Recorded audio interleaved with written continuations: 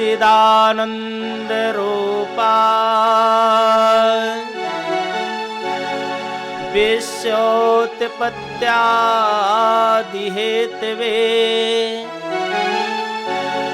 तापत्रय विनाशाय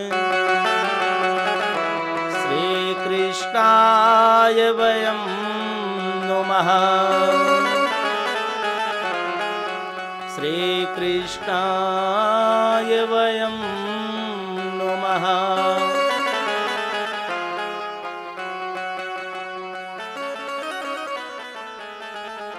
हम सब मिलकर के गणेश जी को प्रणाम करते हैं। हमारे ठाकुर जी कैसे हैं तो सबसे पहले विशेषता जानना चाहिए। जब तक जानेंगे नहीं तब तक मानेंगे नहीं। तो बोले हमारे ठाकुर जी कैसे हैं तो पहले देखिए सच्चिदानंद रूपा। हमारे ठाकुर हैं सतघन चितघन आनंद घन स्वरूप हैं। अस्तित इति सत, जो कि नित्य निरंतर सत्व है। भगवान वर्तमान में सदा बने रहते। कोई कहे कि भगवान वृद्ध हो गए हैं, ये युवा तो नहीं, 16 वर्षीय सदा रहते। कोई कहे कि भगवान पहले थे, ऐसा नहीं, भगवान सदा हैं वर्तमान में।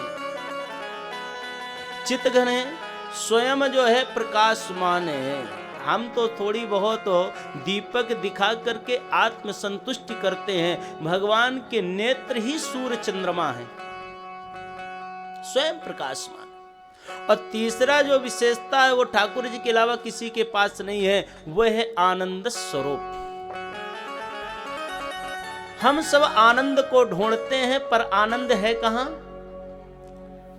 ठाकुर जी के पास में, परमात्मा के पास में। सबका उल्टा मिल जाएगा संसार में। सुख मिल सकता है, दिन है रात है, सबके उल्टा, पर आनंद का उल्टा कुछ भी नहीं है। क्यों? क्योंकि आनंद की अनुभूति अंतरात्मा से प्रकट होती है और अंतरात्मा से तब प्रकट होगी जब ठाकुर जी की कृपा होगी। बढ़िया डल्लभ का गद्दा बिछा दिया जाए और कहीं पेट में पीड़ा होवे और कहा जाए कि भैया आराम से सो, तो क्या नींद आएगी? स्वास्थ्य गड़बड़ हो, 56 प्रकार के व्यंजन रख दिया जाए, कहो भैया देखो खोवे की जलेबी है, क्या मीठा लगेगा? लेकिन भैया नींद आवे और ठाकुर जी की कृपा होवे तो आप खेत में भी जा करके सोगे तो आनंद की नींद आएगी, और जब उठोगे तो कहोगे आनंद आ गया। 56 प्रकार के व्यंजन में आनंद नहीं छिपा, डल्लभ के गद्दे में आनंद नहीं छिपा है, लेकिन ठाकुर जी की कृपा है तो खेत में बिना गद्दे में भी आनंद है।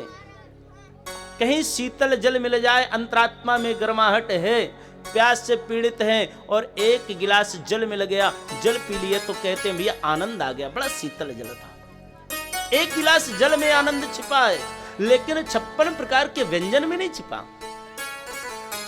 बोले महाराज ऐसा क्यों? बोले इसका कारण है कि जब ठाकुर जी की कृपा होती है तो उस एक गिलास जल में भी आनंद की अनुभूति हो जाती है, और जब ठाकुर जी की कृपा नहीं होती है तो आप 56 प्रकार के भोजन भी पा करके संतुष्ट नहीं हो सकते। तो अंतरात्मा से आनंद की प्रकट अनुभूति प्रकट होती है। ऐसे हमारे परमात्मा है आनंद स्वरूप। सब कोई आनंद को ढूंढता है पर आनंद मिलता नहीं है। आनंद तो जब ठाकुर जी की कृपा होगी, जब उनके हम चरण शरण ग्रहण करते हैं, तब वह आनंद का अनुभव होता है।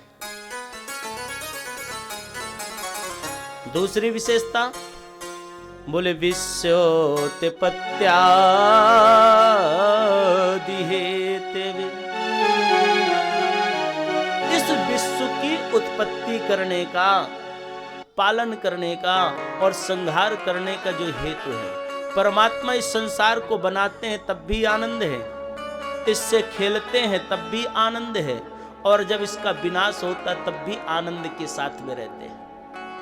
कभी बच्चों को देखे, छोटे छोटे बच्चे होते हैं और वो बच्चे मिट्टी के खिलौना बनाते हैं। जब मिट्टी के खिलौना बनाते हैं तो मिट्टी के खिलौने बनाने में उनको बड़ा आनंद आता है। मिट्टी को जब अब बना करके जब खेलते हैं तब भी आनंद आता है, और जब चलने लगते हैं तो जितने खिलौने होते हैं किसी को छोड़ते नहीं, सब में एक एक लात मारेंगे, सब खिलौने तोड़ेंगे और मुस्कुराते हुए चले। तो उस मिट्टी के खिलौने को खेलने में भी आनंद आया, बनाने में भी आनंद आया, और जब वो नष्ट हुए तब भी आनंद आया। तो उसी प्रकार हमारे परमात्मा है कि संसार को बनाते हैं, इससे खेलते हैं और अंतिम में अपने में ही विलय कर देते, तब भी आनंद स्वरूप रहते उसके हेतु के। तीसरी विशेषता बोले तापत्रय विनाशाय। तीन प्रकार के ताप है, दैहिक, दैविक, भौतिक तापा, और ये तीन से कोई छूटा नहीं है। जो ठाकुर जी की कृपा प्राप्त किया वही बचता है, अन्यथा कभी कभी आप लोग देखेंगे कि संपत्ति तो बहुत है लेकिन भोजन में पूछो भैया क्या पाते हो, तो कहेंगे दलिया और रोटी खाते हैं। क्यों? क्योंकि भगवान की कृपा नहीं है, ये शरीर का कष्ट है। डॉक्टर ने बताया है कि आपको हल्का भोजन लेना। व्यंजन सब है, संपत्ति सब है, लेकिन आप देख सकते हो आपके काम की नहीं है।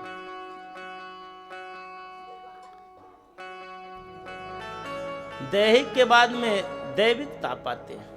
हमें भगवान ने इतना सुंदर स्वरूप दिया, इतना सुंदर हाथ पैर सब कुछ दिया, धन भी दिया, लेकिन भगवान की कृपा नहीं है तो हम भगवान से वंचित रह जाते हैं।